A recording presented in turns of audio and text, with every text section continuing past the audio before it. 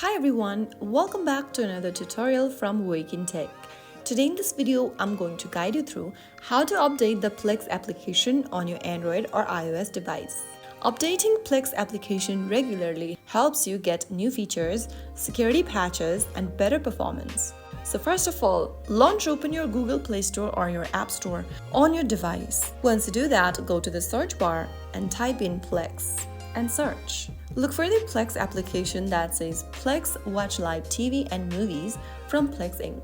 Now look for the update button on your Android or iOS on this page. If you don't see the Plex in update list, it may already be updated on your device. But if you see the update button, tap on update right now to update your application to the latest version. And that's it. Now you know how you can update the Plex app on both Android and iPhone. If you found the video helpful, don't forget to like, share, and subscribe to our channel. I will be back again in the next episode.